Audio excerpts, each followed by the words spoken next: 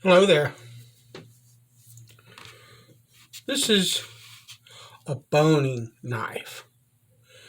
Uh, some people would call it that or a fillet knife. It could be either one. I use this for both.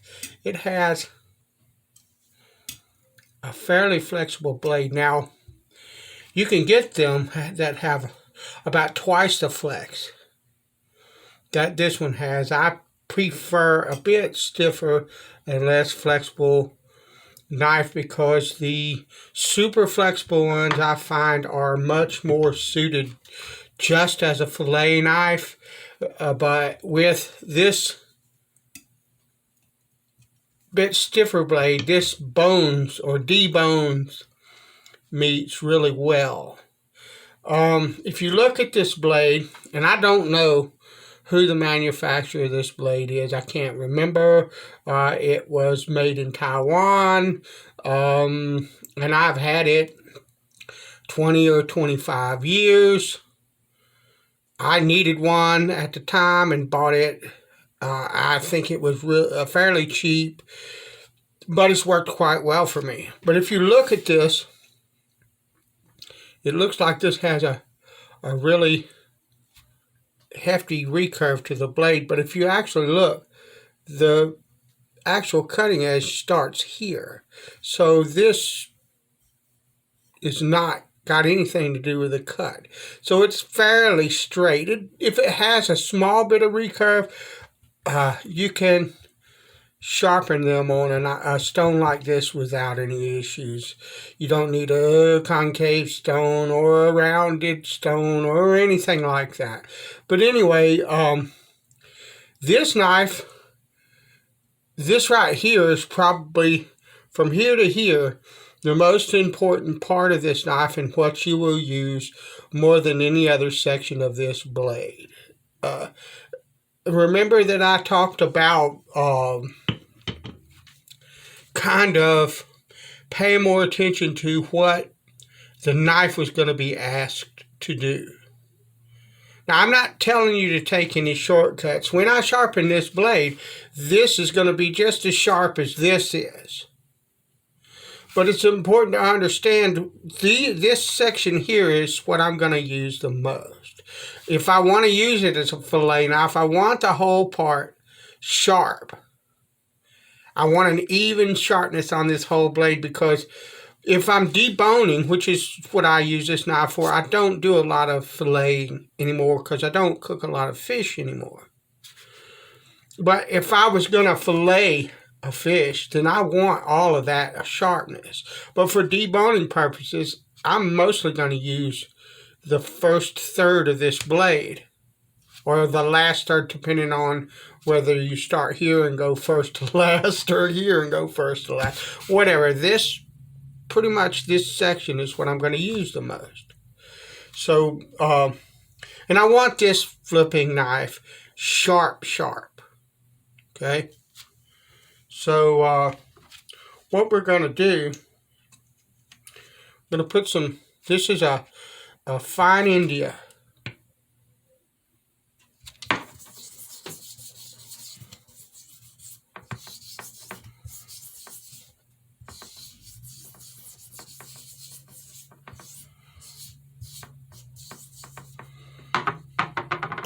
And every time I do this, I forget that I really want, I should have it down here, something to wipe my hands with.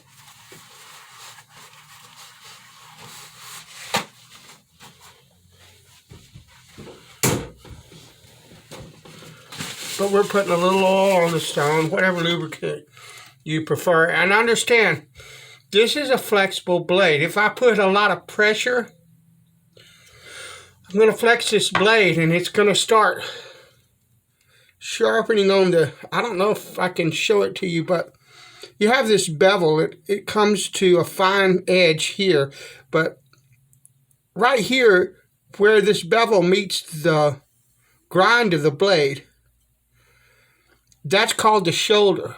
If you flex this knife, okay, fine. When you're sharpening, you're going to not be sharpening on this edge, but you're going to be sharpening on that shoulder. And it'll take you forever. You don't need pressure on a stone. Look, I understand that there are sharpeners that use pressure on certain types of stones because the stone likes it. It cuts differently, or because it cuts differently whatever stone they're on if they use a particular amount of pressure. I do not use pressure 95 or 98% of the time. I let the stone cut. So I choose the stone that has the cutting characteristics that I want and let the stone do the work. And with a knife like this, you've got to do that. So remember I said this recurve. If you had a recurve, well, if you take the knife and you slide it like this, then what's going to happen is as you bring it down here, the edge of this stone, it's going to follow that, and it will cut. You ain't got to worry about whether or not it'll get that recurve, because it will, with no issues whatsoever.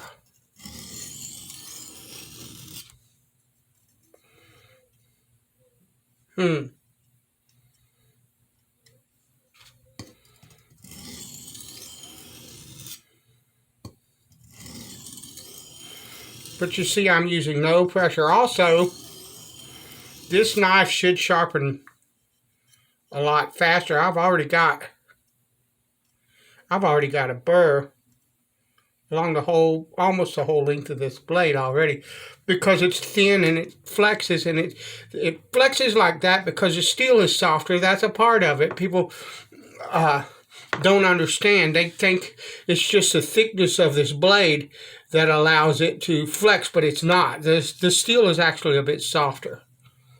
That's the way that is.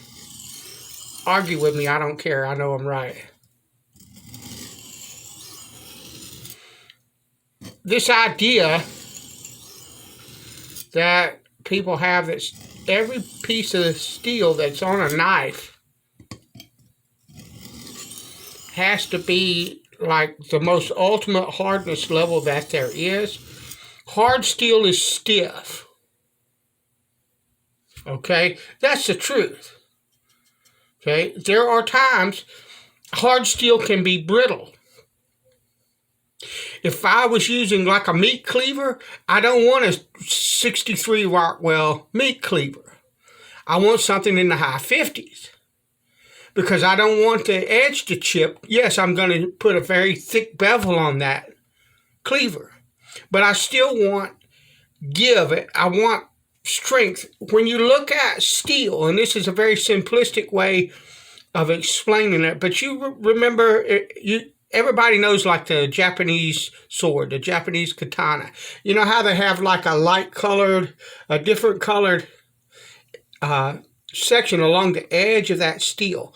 Well, that's called a hamon. And what it is when they make that, when they heat treat that sword, they put clay on the back of the spine. And they put a thinner layer of clay along the edge. And they'll use little pieces of wood or metal or whatever they've got to make particular marks in that thinner clay, and that's what gives the hamon its look. But what it also does is you have a thinner clay along the bevel of the blade and a thicker clay along the spine, so that when they heat that steel, this gets heated to a higher temperature than this does. And when they quench it, this quenches faster than this does. And what it does is it makes the back of the spine of the sword softer than the cutting edge, so that the cutting edge can be very hard and hold a really nice sharp edge, but the back of the blade will flex or give. so it doesn't shatter. That's what makes the steel so nice and what makes it strong, hard and soft.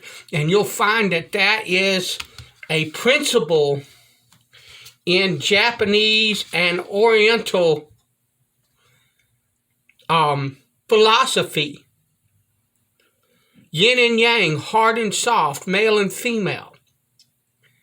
However you want to put it. And that gives balance and strength according to their philosophy.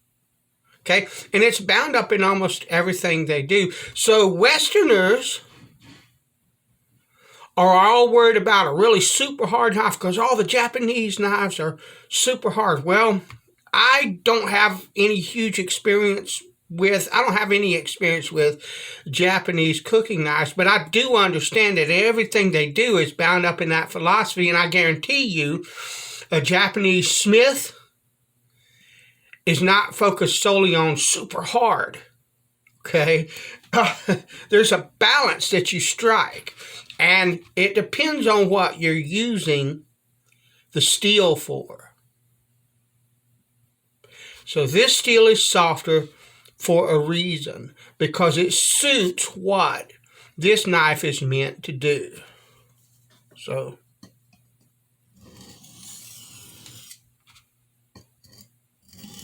that's my rant, and you can argue with me if you want to. That's all right. I don't care. But I'm right about steel characteristics and why they are that way, and why it's not just one thing that everybody should be worried about.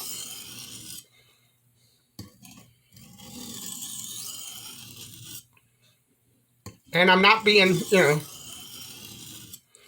I'm just trying to explain to you so that you understand. Steel is one of the most versatile things that mankind ever developed. And our modern society would not be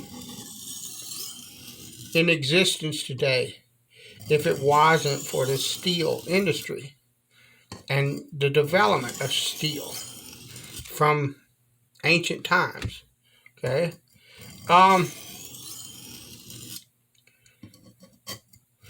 But the reason that it's so important and has such a prominent place in history and society is because it is very malleable, and you can make it assume all types of characteristics. A good knife smith or metalsmith knows and understands it's not all just about hardness and how hard you can make something. There's a range. Okay, I have a burr all the way across this, and so I'm going to come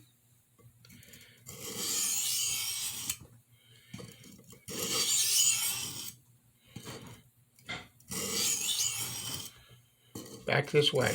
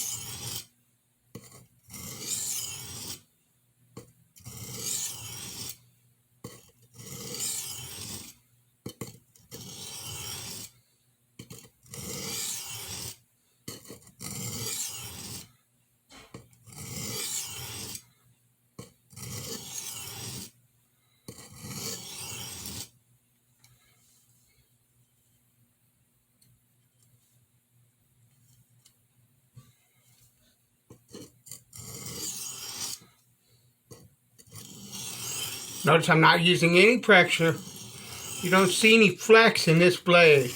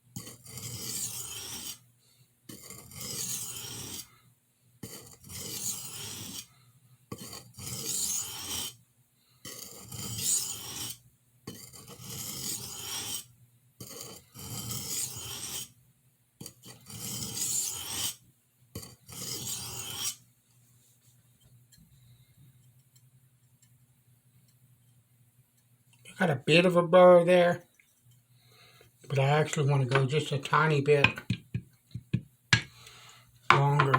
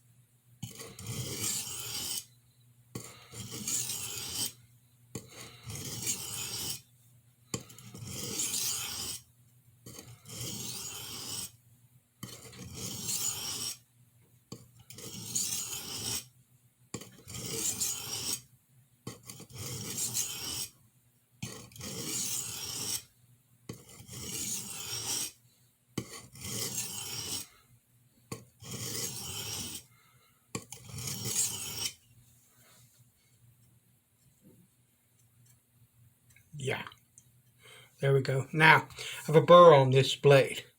Now, we could do this right here and worry that burr off of the steel, the knife. Actually, it's turned over to this side now, or it's still on this side. But if you have like a stubborn burr, there's a couple of things you can do. The first thing you can do, with light pressure,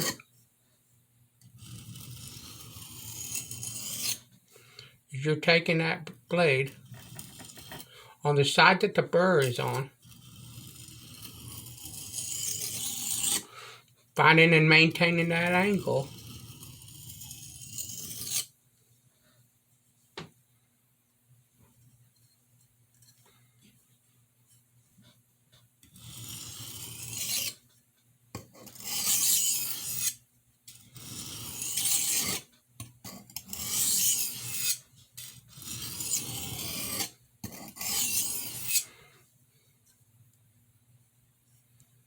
You can pull it off like that. Or you can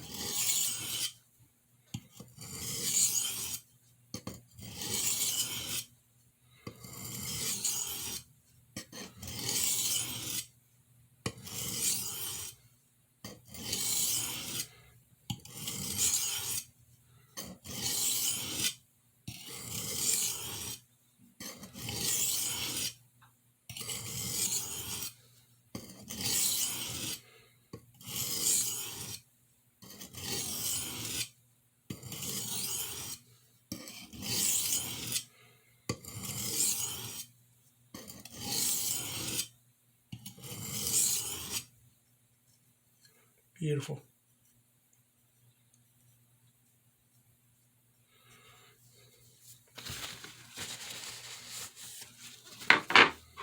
We're going to clean the stone as usual.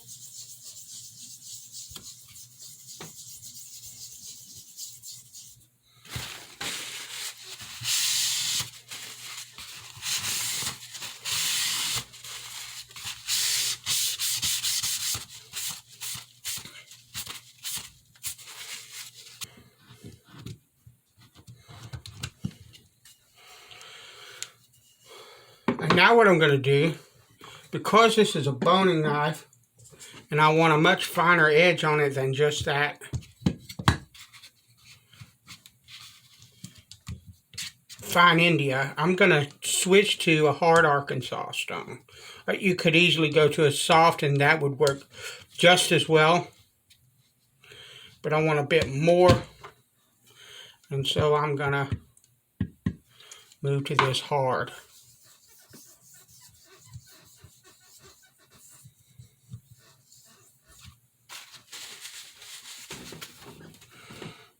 This is another way that you could remove a burr, is just move to a harder stone.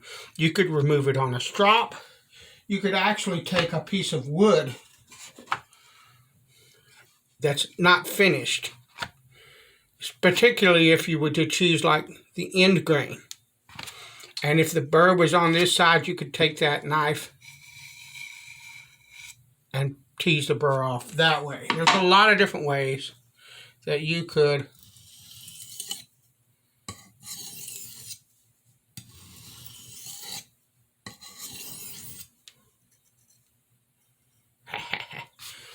do that.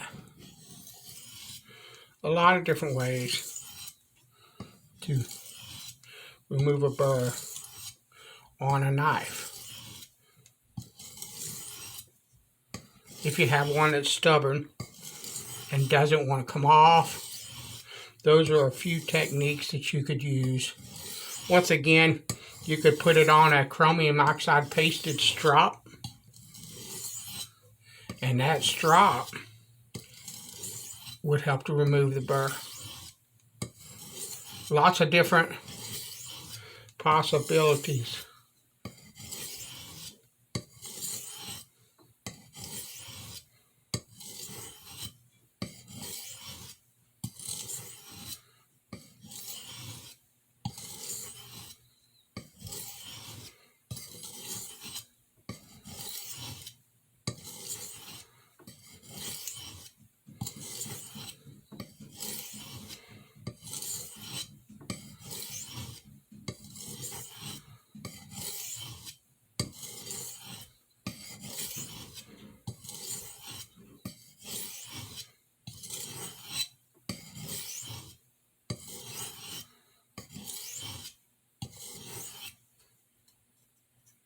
That's beautiful.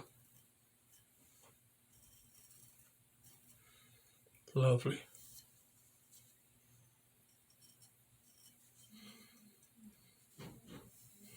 But I'm gonna go. Don't do that, by the way. I know how to do that and not cut myself.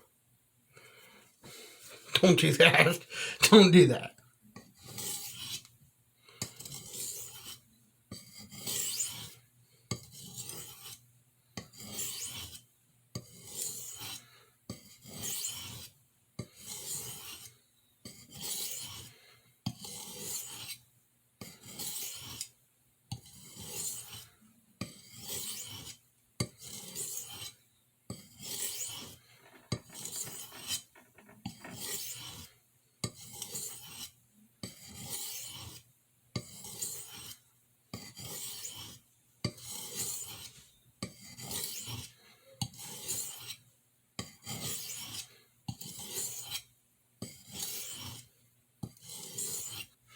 This is known as a loom strop. It has a piece of almost suede type or Russian type leather on one side. And then on the other side, what I've done is I've put that chromium oxide paste that you've seen on the standard hard flat straps. You don't have to have one of these. Just a standard flat hard strap works just fine. But I like this because it gives, so I don't have to worry about a lot of flex on this blade.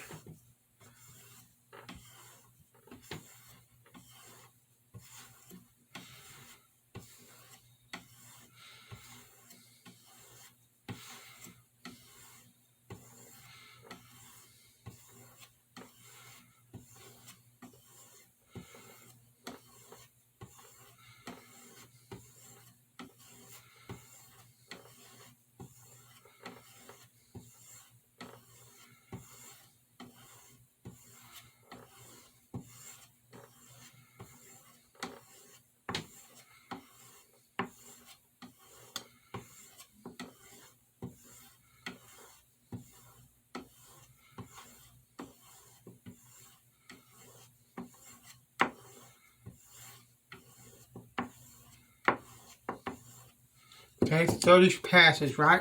And then what I'm going to do is I'm going to take this paper towel, and I'm going to do that because what I want to do is, I don't see anything on that, but I want to make sure that I always get this off of the blade. I will wash this with some hot soapy water as well. But what I'm going to do now, this is a boning knife. I want this thing as flipping sharp as I can get it. But I'm going to go to plain leather.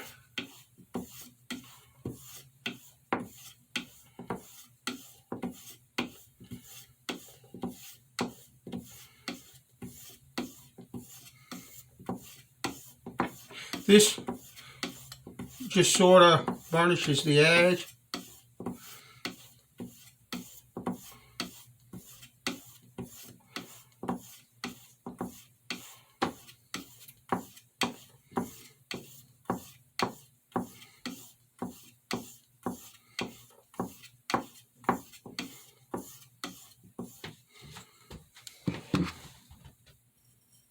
Gorgeous. Sorry, I don't know if you can see, but I'm shaving hair. Lovely. That's how you do that. That is the boning knife. I don't use this knife as much in the kitchen anymore because I used to buy whole carcasses and disassemble them, cut them up and all of that myself. I don't do that anymore as a rule, so I don't use the boning knife as much. But it's useful in my kitchen from time to time. I have it, and there's no point in saying, well, I don't use that anymore, so let me throw it away, you know. So there you go. But boning knife, sharpening. Thanks for watching, and I'll talk to you later.